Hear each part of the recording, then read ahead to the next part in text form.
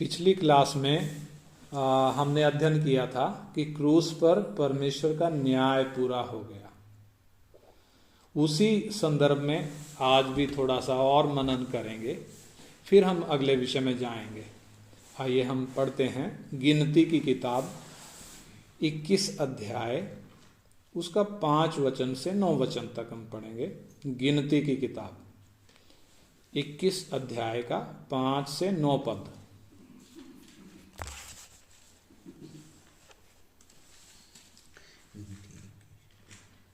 इसलिए वे परमेश्वर के विरुद्ध बात करने लगे और मूसा से कहा, तुम लोग हमको मिस्र से जंगल में मरने के लिए क्यों ले आए हो? यहाँ ना तो रोटी है और ना पानी, और हमारे प्राण इस निकम्मी रोटी से दुखित हैं। इधर इजरायलियों के विषय में है, वो परमेश्वर के विरुद्ध बलवा कर रहे हैं, परमेश्वर के विरुद्ध और मूसा के विरुद्ध बोल रहे हैं कि तुम क्यों हमें मिस्र में से निकाल कर इस जंगल में लाए हो। हम यहाँ पर भूखे मर रहे हैं, हम यहाँ पर प्यासे मर रहे हैं। और वो मन्ना, उसको वो क्या बता रहे हैं? वो निकम्मी रोटी जिसको खाकर हम दुखी हो गए हैं। तब अतः यहोवा ने उन लोगों में तेज विष वाले सांप भेजे जो उनको डसने लगे और बहुत से इजराइली मर गए। तब लोग मूसा के पास जाकर कहने लगे, हमने पाप किया है, क्योंकि हमने यहोवा के और तेरे विरुद्ध बातें की हैं। यहोवा से प्रार्थना कर कि वह सांपों को हमसे दूर करे। तब मूसा ने उनके लिए प्रार्थना की। यहोवा ने मूसा से कहा, एक तेज विष वाले सांप की प्रतिमा बनवाकर खंबे पर लटका। तब जो सांप से डसा हुआ उसको देख ले, वह जीवित बचेगा। अतः मूसा ने पीतल का एक सांप बनवाकर खंबे पर लटकाया। तब सांप के डसे हुओं में से जिसने उस पीतल के सांप की ओर देखा, वह जीवित बच गया। हाँ, इधर ये जो घटना है, परमेश्वर ने इस्राएलियों के बीच में तेज विष वाले सांप भेजे और जिन सांपों ने उनको डसा और वो बहुत से इस्राएली मर गए। परंतु जब उनको अपने पाप का एहसास हुआ, उन्होंने मूसा से विनती करी कि परमेश्वर से प्रार्थना करता कि इन सांपों को हमारे बीच से हटा ले और हम मरने से बच जाएं। तब परमेश्वर ने मूसा को क्या बताया कि एक सांप की प्रतिमा बनाकर, तेज विष वाले सांप की प्रतिमा बनवाकर उसे खंबे पर लटका। तब जो कोई सांप का डसा हुआ उस प्रतिमा को देख लेगा, वो बच जाएगा। तो मूसा ने ऐसा ही किया और मूसा ने जब सांप की प्रतिमा बनवाकर उसे खंबे पर लटकाया तो लिखा है, तब सांप के डसे हुए में से जिसने उस पीतल के सांप की ओर देखा, वो जीवित बच गया। तो ये घटना को हमने क्यों पढ़ा? बाइबल में जब हम यीशु के नामों के बारे में पढ़ते हैं, यीशु के बहुत सारे नाम बाइबल में दिए गए हैं।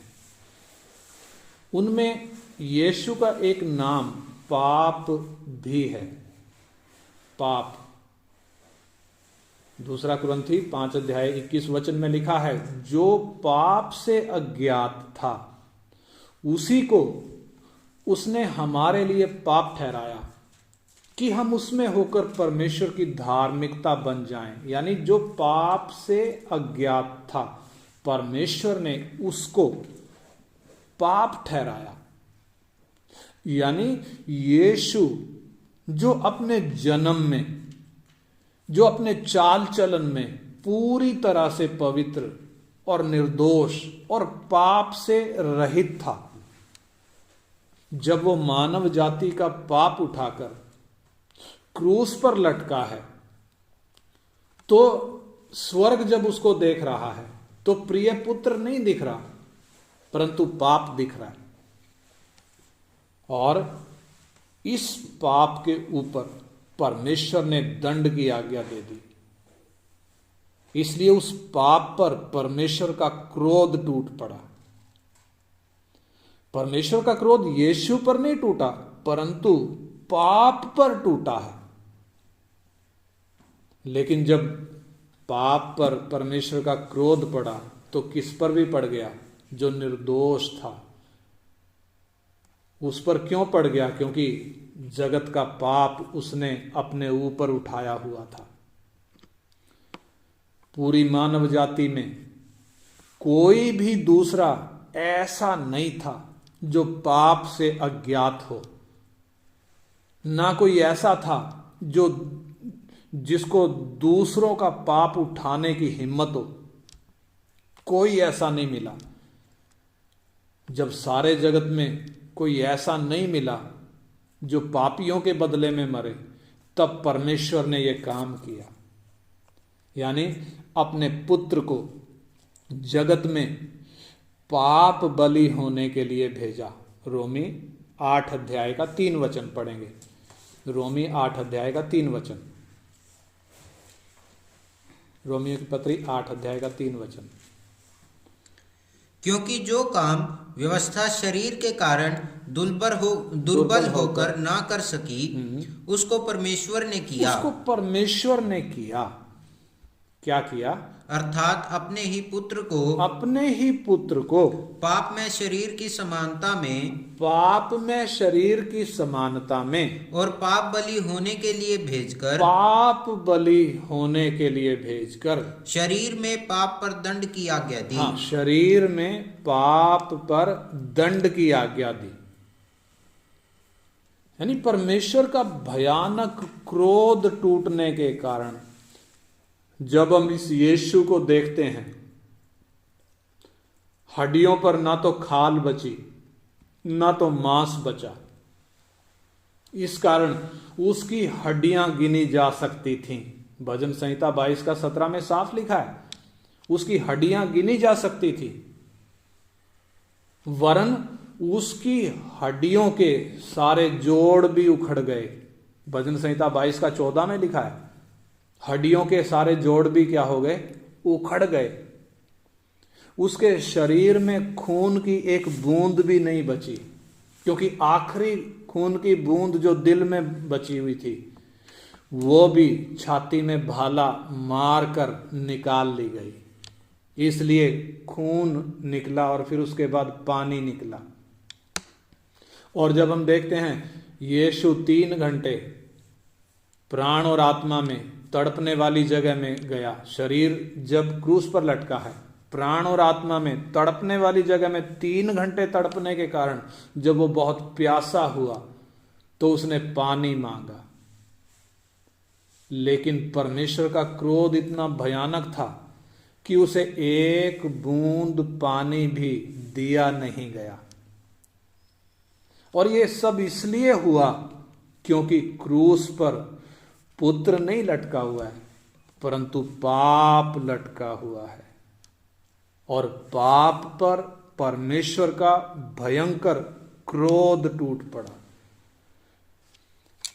ताकि पाप पर परमेश्वर का न्याय पूरा हो जाए। पीतल के सांप की ये जो घटना हमने पढ़ी है, वास्तव में ये क्रूस की छाया है। यही कारण है कि यीशु क्रूस पर चढ़ाए जाने से काफी पहले इस विषय में प्रभु ने कहा, यूहन्ना 3 अध्याय उसका 14 और 15 वचन। यूहन्ना 3 अध्याय उसका 14 और 15 वचन। और जिस रीति से मूसा ने जंगल में सांप को ऊंचे पर चढ़ाया, हाँ, जिस रीति से मूसा ने जंगल में सांप को ऊंचे पर चढ़ाया, उसी रीति से अवश्य है कि मनुष्य का पुत्र भी ऊंचे पर चढ़ाया जाए। हाँ, यीशु अपने विषय में पहले से ही बता रहा है, अवश्य है कि मनुष्य का पुत्र भी ऊंचे पर चढ़ाया जाए, ताकि जो कोई उस पर विश्वास करे वह अनंत जीवन पाए। वो जो सांप ऊंचे पर चढ़ाया गया वास्तव में वो सांप किसकी छाया है? वो पाप की छाया है। वो पाप जिसने सारी मानव जाति को डसा हुआ है, और इस पाप का जहर हर एक मनुष्य के अंदर है। इसलिए इस जहर के कारण, उस पाप रूपी सांप के जहर के कारण हर एक व्यक्ति अनंत काल के लिए मौत के मुंह में जा रहा है। लेकिन जिस प्रकार जंगल में उन इस्राएलियों के साथ हुआ, यानी सांप के डसे हुओं में से लिखा है जिसने उस पीतल के सांप की ओर देखा वो जीवित बच गया। जिस किसी ने भी देखा, यानी बचा कौन? जिसने पीतल के सांप को देखा वो बचा, लेकिन मरा कौन? बाकी वो सब मर गए जिनके अंदर जहर था, जिनको सांपों ने डसा हुआ था, लेकिन जिन्होंने पीतल के उस सांप की ओर नहीं देखा वो सब मर गए। उसी प्रकार से यीशु मसीह ने भी इधर जो बोला है, उसका 15 में हमने पढ़ा, ताकि जो कोई उस पर विश्वास करे। किस पर? उस क्रूस पर टंगे हुए यीशु पर। जो कोई विश्वास करे वो अनंत जीवन पाए। यानी जो कोई क्रूस पर टंगे हुए इस सांप यानी इस पाप को देखता है, तो उसमें जो पाप का जहर है ना, वो पाप का जहर निकल जाता है और वो बच जाता है। और लिखा है इधर, प्रभु ने बोला वो बचता केवल नहीं, अनंत जीवन पाता है। यानी जो कोई क्रूस पर टंगे हुए उस पाप को देखकर परमेश्वर का भय मानता है कि इतना भयानक परमेश्वर का क्रोध, और अपने पाप से जब मन फिराता है और उस यीशु पर विश्वास करता है, तो वो बचता केवल नहीं परंतु अनंत जीवन पाता है। अनंत जीवन का मतलब उसके जीवन में मौत को कोई अधिकार नहीं है, क्योंकि जिसने मन फिरा लिया और एक मन में एक संकल्प किया है कि मैं अब दोबारा पाप नहीं करूंगा, और अपना जीवन जब प्रभु को सौंप दिया है, तो उसके पाप की सजा क्रूस पर पूरी हो चुकी है। अब उस पर परमेश्वर का न्याय नहीं आएगा, उस पर परमेश्वर के दंड की आज्ञा नहीं होगी। इसलिए यीशु कहता है यूहन्ना 5 अध्याय उसका 24 वचन में, प्रभु यीशु मसीह कहते हैं, यूहन्ना 5 अध्याय उसका 24 वचन पढ़ें।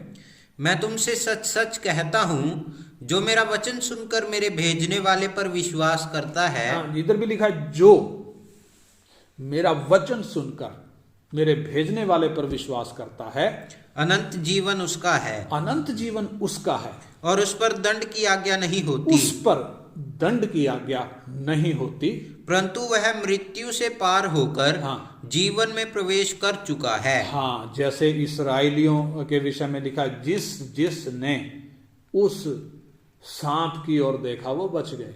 इधर यीशु भी कह रहा है, जो कोई मेरा वचन सुनकर विश्वास करता है, अनंत जीवन उसका है। उस पर दंड की आज्ञा नहीं होती, परंतु वो मौत से पार होकर अनंत जीवन में प्रवेश कर चुका है।